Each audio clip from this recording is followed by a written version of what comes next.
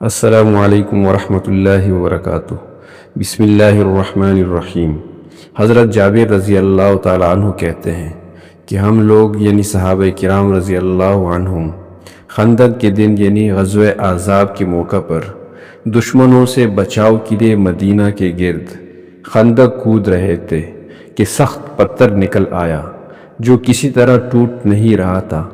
صحابہ کرام رضی اللہ عنہم نبی کریم صلی اللہ علیہ وسلم کی خدمت میں آئے اور عرض کیا کہ کدائی کی جگہ ایک سخت پتھر نکل آیا ہے۔ آپ صلی اللہ علیہ وسلم نے فرمایا کہ میں خود خندق میں اترتا ہوں۔ چنانچہ آپ صلی اللہ علیہ وسلم فوراً اٹھ کھڑے ہوئے۔ اس وقت شدت بھوک سے آپ صلی اللہ علیہ وسلم کی شکم مبارک پر پتھر بندھا ہوا تھا، اور ہم سبھی لوگ 3 دن سے اس حال میں تھے کہ ہم نے کچھ نہیں کھایا تھا اور کوئی چیز چکھی تک نہ تھی۔ آپ صلی اللہ علیہ وسلم نے کدال ہاتھ میں لیا اور خندق میں اتر کر پتھر پر ایسی ضرب لگائی کہ وہ سخت پتھر ریت کی مانند یعنی ریزہ ریزہ ہو کر بکھر گیا۔ حضرت جابر رضی اللہ عنہ کہتے ہیں کہ اس کے بعد میں وہاں سے اپنے گھر آیا اور اپنی بیوی سے پوچھا کہ کیا تمہارے پاس کھانے کی کوئی چیز ہے؟ میں نے رسول اللہ صلی اللہ علیہ وسلم پر بھوک کا شدید اثر دیکھا ہے۔ یہ سن کر میری بیوی نے ایک تیلا نکال کر دیا جس میں تقریباً 4.5 کلو جو تھا، اور ہمارے ہاں بکری کا یعنی دمبا اور یا گھر کی پلی ہوئی بھیڑ کا ایک چھوٹا سا بچہ تھا۔ میں نے اس کو ذبح کیا اور میری بیوی نے آٹا پیسا، اور پھر ہم نے گوشت کو ہانڈی میں ڈال کر چولہے پر چڑھا دیا۔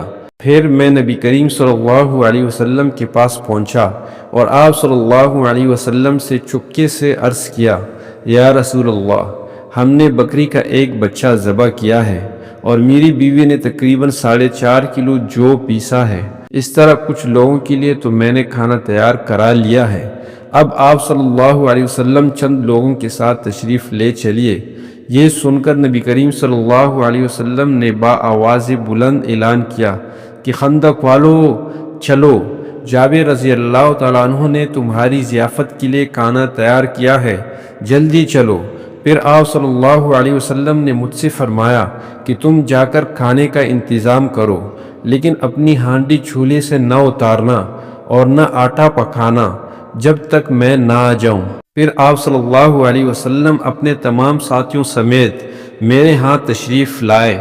میں نے گوندا ہوا آٹا آپ صلی اللہ علیہ وسلم کے سامنے لا کر رکھ دیا۔ آپ صلی اللہ علیہ وسلم نے اس میں اپنا لعاب دہن ڈالا اور برکت کی دعا فرمائی، اور پھر ہانڈی کی طرف بڑھے اور اس میں بھی لعاب دہن ڈال کر برکت کی دعا فرمائی۔